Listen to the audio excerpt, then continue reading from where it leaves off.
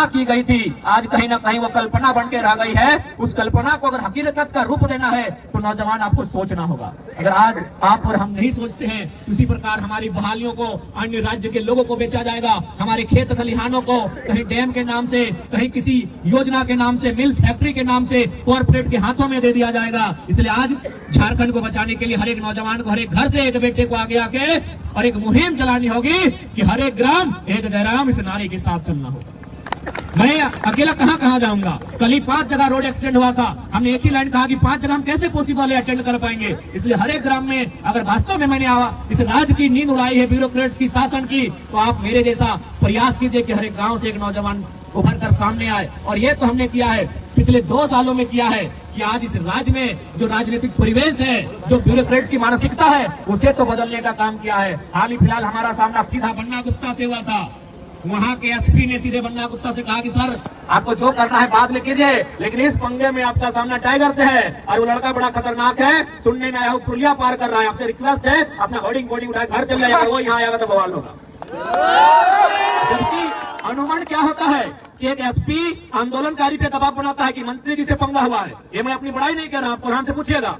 एक एसपी आंदोलनकारी को दबाव देता है, जैसे मान के चलिए रोकीदा को दबाव देगा या फिर हमारे यमुना दा को दबाव देगा, मुखिया जी को दबाव देगा कि मुखिया जी, रोकी जी, आंदोलन मत कीजिए, सामने जो शख्स है वो मंत्री से पंगा हुआ है, आप वापस हो जाइए। लेकिन एसपी उल्टा मंत्री को बोल रहे हैं, मंत्री जी पीछे जाइए, टाइगर जो कोलांचल का है वो कोल्हान कभी भी आ सकता है, पीछे। पता कीजिए, मंत्री को, बन्ना गुप्ता को अपना होर्डिंग, बोर्डिंग, शोर्डिंग उखाड़ के घर लेके जाना पड़ा। सोशल मीडिया में देख लीजिए, अपना एक पोस्टर उखाड़ कर उस बांध में जो उन्होंने कब्जा किया था, उस जमीन में जो कब्जा किया था, मंत्री को पीछे हटना पड़ा। ये 2 साल का इतिहास, ये 2 साल का आंदोलन का दिन है। इसलिए आप सोचिए कि हम लोग कहीं नहीं है, कुछ नहीं है, अरे वो वार्ड सदस्य नहीं है। अगर हम लोग कहीं दिल्ली अगर एमपी बन के, एमएलए बन के चयन होकर आते हैं तो केवल सोचिए कि हम लोग क्या कर सकते हैं। आज देखिए, किसी भी, क्योंकि हमारा संबंध कोयलांचल से, कोयलांचल के खदानों में जब भी जीएम से हमारा मीटिंग होता है, जीएम एक लाइन बोलता है, यार रिक्वेस्ट लड़का को लेके मत आना। अब देख सकते हैं, ये कोई हम लोग ये नहीं कि आपके सामने कह रहे, वीडियो में लाइव जाके देखिए, सही बात, सामने हमारे एसडीपीओ बैठे हैं और उसी कड़क के अंदाज में हमने कहा कि डीसी का जमीन गया, जो डीसी कभी भी नौकरी करते हैं यहाँ। आज किसमें ये हिम्मत है कि बगल की कुर्सी में 6 इंच के फासले में एसडीपीओ बैठा है और जरा मत कुर्सी को पटक के कह रहा, दिखाइए डीसी का कितना जमीन गया, या डीसी की तो जमीन इस फैक्ट्री में गया है। तो ये साहस आज 2 सालों में हमने खड़ा किया। जहां लोग दुम दबा कर भागते थे, जहां लोग शासन प्रशासन के नाम से बैकफुट बन जाते थे, आज आंख से आंख मिलाकर सामने आके खड़ा होते हैं। तो सोच के देखिए, जिस दिन ये दहाड़ पहाड़ के ऊपर से नहीं सदन में होगी, आप अनुमान लगा सकते हैं इस राज्य में क्या बदलाव होगा। दिल्ली झारखंड पहुंच जाएगी। अब बिल्कुल हम लोग आश्वस्त करते हैं कि अगर हम लोग एमपी के लिए चुने जाते हैं तो हम लोग का स्वभाव यहाँ गिरिडीह के एमपी, कोडरमा के एमपी और हजारीबाग के एमपी के जैसा नहीं होगा। हमारा स्वभाव जमशेदपुर के पूर्व एमपी शहीद सुनील महतो के जैसा होगा। मैं आपको उस शख्स को याद दिलाना चाहूंगा क्योंकि झारखंड के इतिहास में एक ही एमपी का मर्डर हुआ है, वो सुनील महतो का हुआ है। जब वे 7 दिन बाद कोयला मंत्री बनने वाले थे, उनका हमेशा टाटा से विस्थापन को लेकर पंगा होता था, हमेशा विस्थापित रैयतों की बात करते थे। इसलिए अगर हम आज, उनका परिवार जिंदा है, उनकी माँ जिंदा है, आज भी उस परिवार को एक टूसू मेला लगता है, उस मेला में जो पैसा बचता है उनके परिवार को दिया जाता है। सोच के देखिए, मेंबर ऑफ पार्लियामेंट का परिवार के साथ। और यही हमारे सीपीसी, यही हमारे जयंत सिन्हा, पता कीजिए उनका क्या स्थिति है। किसी के पास 10,000 करोड़, किसी के पास 50,000 करोड़। इसलिए एमपी ऐसा होना चाहिए जो आपके बीच का अगर है तो आपके बीच के जैसा होना चाहिए। और आप इस बात को लेकर आश्वस्त हो सकते हैं कि हम लोग अपने वचनों से नहीं मुकरेंगे। अगर मुकरने का रहता तो मैं आपको पूरे विश्वास के साथ कहता हूं, दोनों नेशनल पार्टियां हमारे संपर्क में हैं। और यही नहीं कि आप गिरिडीह से लड़िए, आपका जहां मूड करे, आप तो झारखंड के लीडर है, मन करे रांची से लड़िए, मन करे जमशेदपुर से लड़िए, बस बोल दीजिए कि आप हमारी पार्टी से लड़ रहे हैं। क्या उम्र है हमारी, 29 साल उम्र है हमारी, क्या प्रलोभन दे रहे हैं, सीधे दिल्ली का दे रहे हैं। अभी कौन दे रहे हैं? इंडिया और एनडीए गठबंधन वाले लोग दे रहे हैं। आज के डेट में अगर ये ऑफर किसी दंड विभाग को आए तो दुम दबा कर भाग जाएगा, क्योंकि कोई भी जानता है कि अगर हम ढंग से खाली सिलेक्शन कर ले इंडिया और एनडीए का तो आराम से दिल्ली जा सकते हैं। और 1 सीट से नहीं, 2-3 सीटों से ऑफर है हमारा। लेकिन अगर आज हम लोग फिर उसी राजनीति को अनुसरण करते हैं तो झारखंड में जो इतने सालों बाद एक उम्मीद लगी है, ये उम्मीद कहीं ना कहीं फिर खड़ा नहीं हो पाएगा। इसलिए आज हम लोग झारखंड में एक ऐसा बदलाव करेंगे कि जो सदन में जाने वाला हो, सड़क से उठा के किसी को भेज देंगे। वो बड़ी पार्टी को बदलेंगे।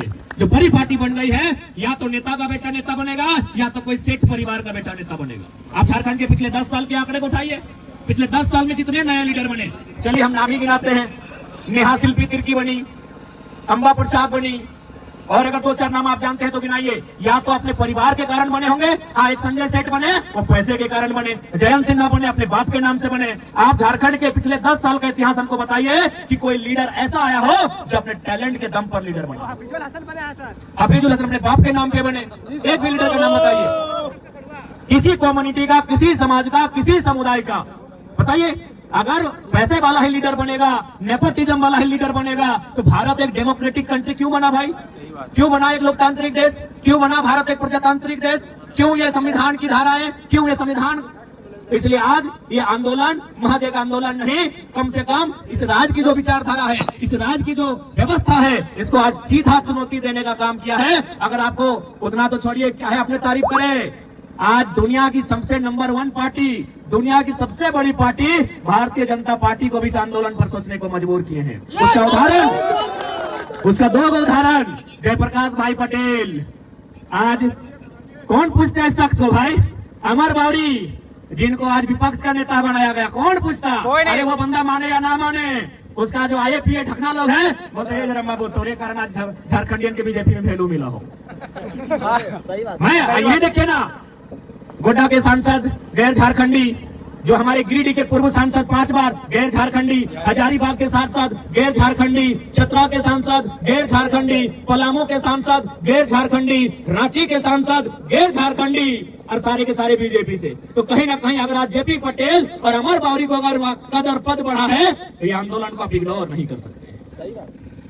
और उतना तो छोड़िए, आपके आंदोलन को नीतीश कुमार भी देख रहे हैं, इसीलिए खीरू महतो उठा के राज्यसभा ले गए।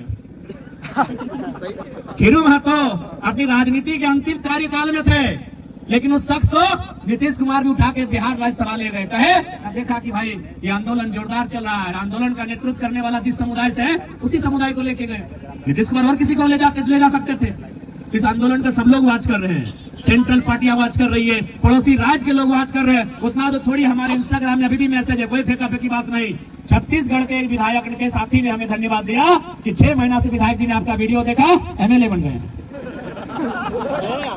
वो झारखंड में शायद कहीं डिफेंस की नौकरी करते थे, अब कहाँ करते थे हमको तो नहीं मालूम, हमने उतना जानकारी भी नहीं लिया। बोला 6 महीना पहले उनको किसी ने लिंक भेजा था यूट्यूब का, इस लड़के को फॉलो करो, इसकी तरह अपने आप को ढालो, और उन्होंने 6 महीना में रिजल्ट दिया, छत्तीसगढ़ से MLA।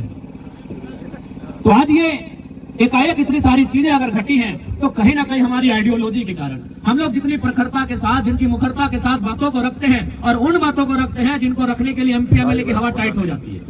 उतना तो छोड़िए, आपका बगल का जो विधायक है सुदीप सोनू, जगना जो चकता को जगता से पूछे कहाँ से जगता, सब हमारा भाषण कॉपी करता है कि हमने बोला, उनका आदमी बोला। अरे जगना जो उछल कूद करते हैं सुदीप सोनू पूछेगा, अरे दिन में हमको कितना गरिया है, कितना हमको इग्नोर करे, रात को सब वाच करता है कि थोड़ा कर रहा, थोड़ा मौका भी मिला है। पूछिए उनको, हाथ रखवाइए गीता में उनको, कहिए देखते हैं कि नहीं देखते हैं, रखवाइए मुख्यमंत्री को हाथ रखवाइए, जो भी उनका धार्मिक मान्यता है, आस्था है।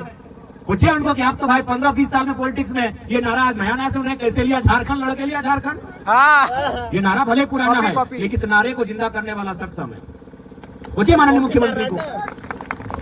इसलिए आज इस बात को जानिए कि आंदोलन महज एक आंदोलन नहीं, ये झारखंड का जीर्णोद्धार करेगा, और नहीं तो इसी प्रकार आज हमारी स्थितियां, आज एक आम व्यक्ति क्या हो रहा है, आम व्यक्ति प्रत्येक दिन गरीब हो रहा है, क्योंकि सदन में ढंग से चर्चा करने वाला कोई नहीं, हर कोई कॉर्पोरेट का समर्थन में। आज माननीय मुख्यमंत्री कैसे हमारे साथ आएंगे? हाल ही फिलहाल उनकी एक चचेरी बहन का शादी हुआ, टाटा ने 80 लाख खर्चा किया, बताइए वो कैसे टाटा के अतिक्रमण के खिलाफ जाएंगे? बताइए कैसे जाएंगे? ये कैसे संभव है कि माननीय मुख्यमंत्री की चचेरी बहन की शादी में जो टाटा 80 लाख फाइनेंस करता है, पंडाल में, तिरपाल में, लाइट में, आप उनके खिलाफ कैसे जाएंगे? इसलिए आज ये समस्याएं जो हमारे पास आके खड़ी है, इसका समाधान, पहला लक्षण पॉलिटिक्स से ही होगा। आज जो लंबी लंबी सड़कें आती हैं, कोई सदन में चर्चा करने के वाला नहीं बैठा है जो हमारी जमीनों पर, हमारी नौकरियों पर, हमारे उद्योगों पर, हमारी नीतियों पर चर्चा कर सके। इसलिए आज जितने भी नौजवान यहाँ पर आए हैं, मैं उनसे करबद्ध प्रार्थना करूंगा कि आप 2024 का जो लोकसभा चुनाव होगा, विधानसभा चुनाव होगा, मैं आग्रह करूंगा कि भारत में किस मुद्दे पे लड़ा जाएगा मैटर नहीं करता है। झारखंड में अगर लड़ा जाए तो झारखंडियत के मुद्दे पे लड़ा जाए, विस्थापन के मुद्दे पे लड़ा जाए, रोजगार के मुद्दे पे लड़ा जाए। ये हम आपसे आह्वान करना चाहते हैं कि झारखंड में एक ऐसा परिवेश बनाइए, एक ऐसा माहौल बनाइए जो इंडिया पाकिस्तान के नाम से झारखंड में न लड़ा जाए। रोजगार का मुद्दा हो, विस्थापन का मुद्दा हो, पलायन का मुद्दा हो, ये मुद्दा हमारा प्राथमिकता रहे। एक ऐसा माहौल क्रिएट कीजिए।